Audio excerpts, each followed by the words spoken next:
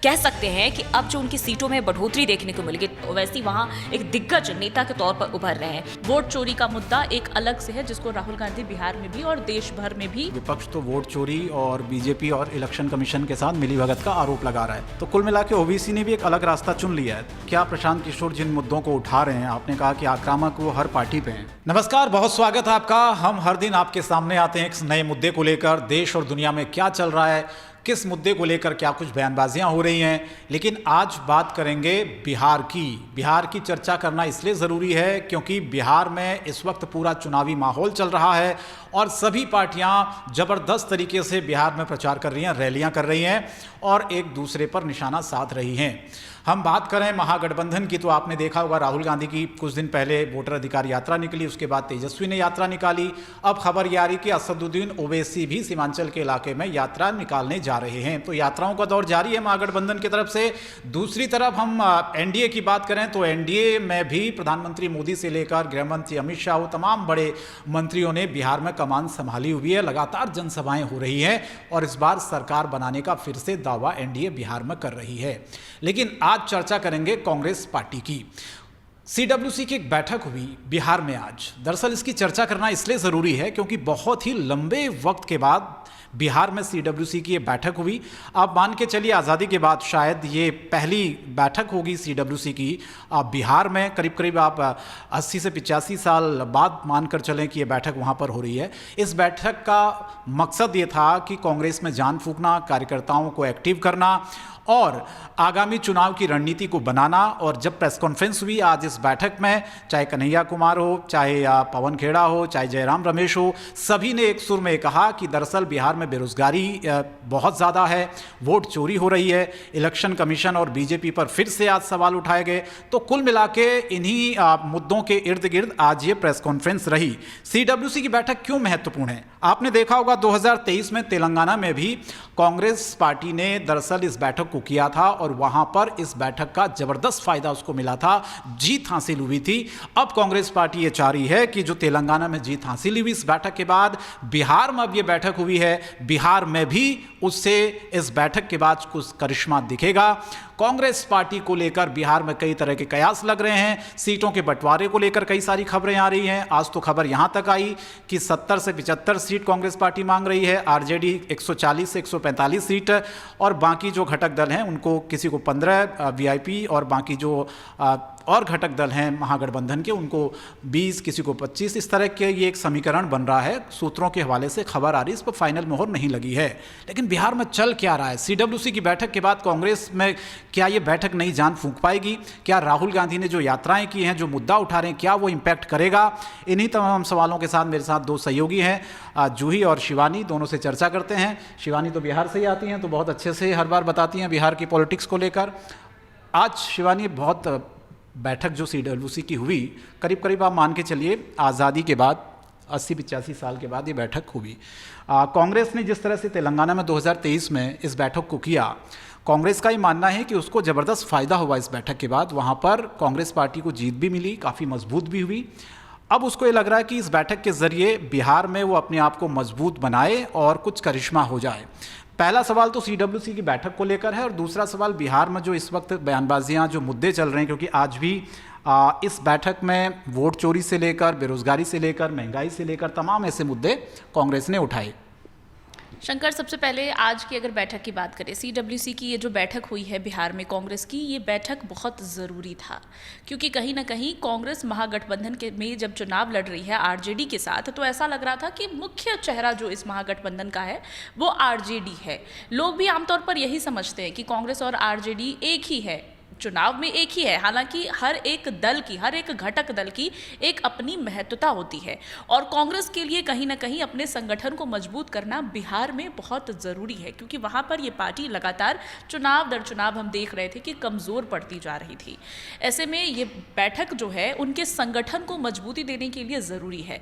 इसके साथ मैं ये भी कहूँगी कि कांग्रेस ने जिस तरह से राहुल गांधी ने इस बार बिहार में यात्राएँ निकाली है, तेजस्वी यादव ने हमने देखा कि राहुल गांधी के साथ वो यात्रा में शामिल हुए, लेकिन इसके बाद उन्होंने आरजेडी की अपनी एक पहचान और अपनी एक मजबूती बनाने के लिए बिहार अधिकार यात्रा के नाम से दोबारा भी एक यात्रा निकाली, जिसमें कांग्रेस का कहीं जिक्र नहीं हुआ। तो कहीं ना कहीं आरजेडी और तेजस्वी यादव की ये कोशिश जरूर है कि महागठबंधन के तौर पर भी अपनी पैठ बनाई जाए और आरजेडी को भी इंडिविजुअली मजबूत रखा जाए। हालांकि कांग्रेस के केस में हम ये नहीं देख रहे थे। ऐसा लग रहा था कि राहुल गांधी महागठबंधन का ही नेतृत्व कर रहे हैं।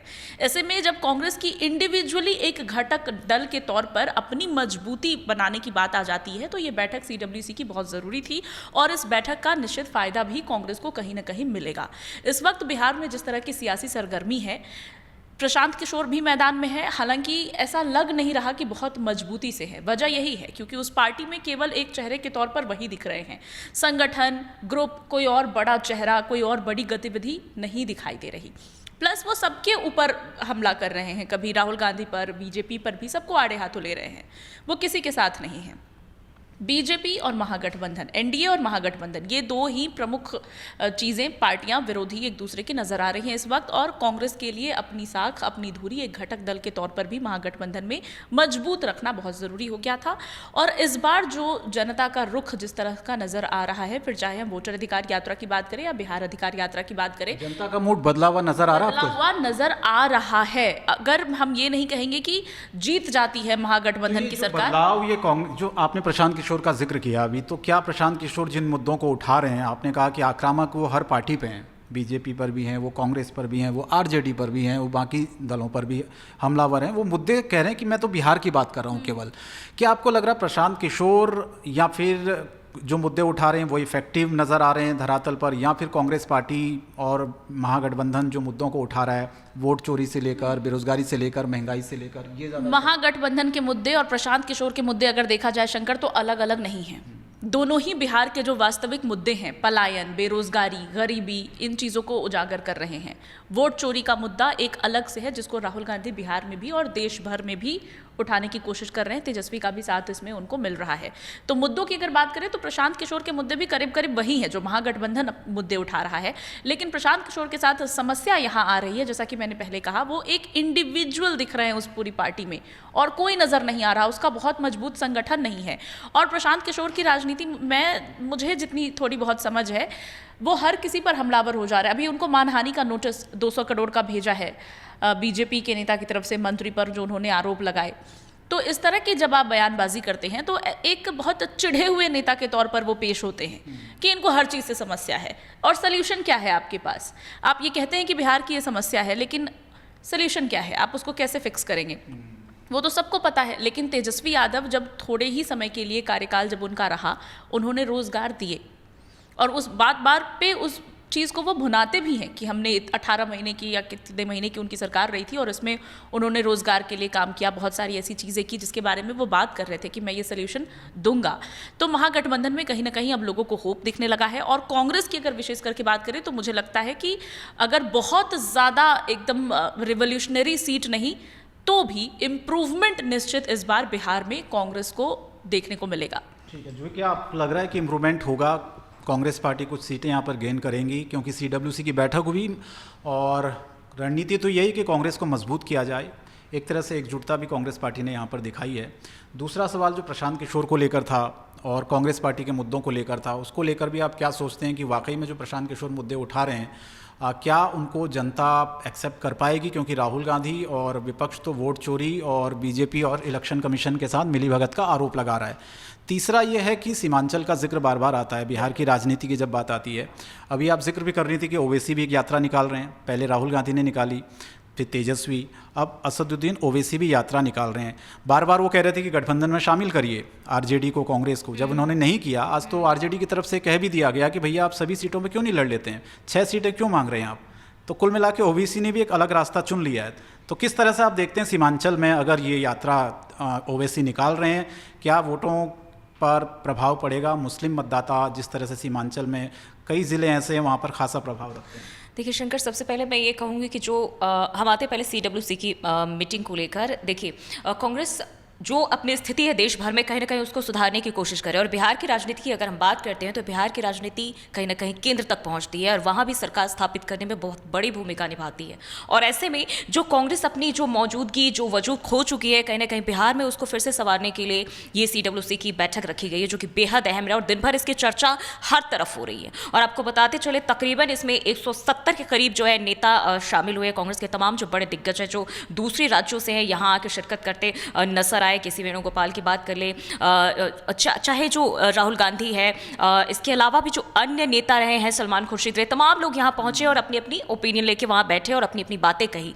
लेकिन इस दौरान ये भी जो है कहा गया कि सदाकत आश्रम में जहाँ ये लोग पहुंचे, जो पुराने महात्मा गांधी की बात कर ले, उनके जहाँ प्रतिमा रखी हुई है, जो इंदिरा गांधी के सब पर जाकर उन्होंने माल्यार्पण किया और जो अपने संगठन को मजबूती देने की जो चीज़ें हैं कहीं ना कहीं अपने कार्यकर्ताओं को वो बताया। और इसके साथ ही बिहार में अगर चुनाव की हम अगर बात करते हैं तो कहीं ना कहीं कांग्रेस पार्टी आरजेडी के साथ नजर जरूर आती है, लेकिन सीएम फेस पर जो अभी इनके तरफ से अभी भी कुछ भी खुलासा नहीं किया गया है। और यही फैक्टर कहीं ना कहीं आरजेडी और कांग्रेस के बीच एक दरार की वजह कही जा सकती है। खुलकर भले वो सामने ना आए, लेकिन अंदरूनी जो रार तकरार है जरूर देखने को मिल रहा है। अगर हम बात करें इस वक्त यात्राओं की, तो राहुल गांधी ने जैसे पहले यात्रा निकाला था तो उनकी पकड़ जरूर मजबूत हुई थी, लोगों के बीच जाके वो रूबरू हुए, लोग उनसे जुड़े। और शायद यही वजह है कि अब कुछ ही दिनों में उन्होंने CWC की अहम बैठक कर ली है, तो शायद जो प्रभाव है वो और बढ़ेगा। और रही बात सीटों की, तो शायद कह सकते हैं कि अब जो उनकी सीटों में बढ़ोतरी देखने को मिलेगी। दूसरी बात आपने कही कि सीमांचल ओवैसी भी यात्रा निकाल रहे हैं, तो वैसी भी यात्रा निकाल रहे हैं। सीमांचल की अगर बात करें, पिछली दफा 5 सीटें AIMIM ने जीती थी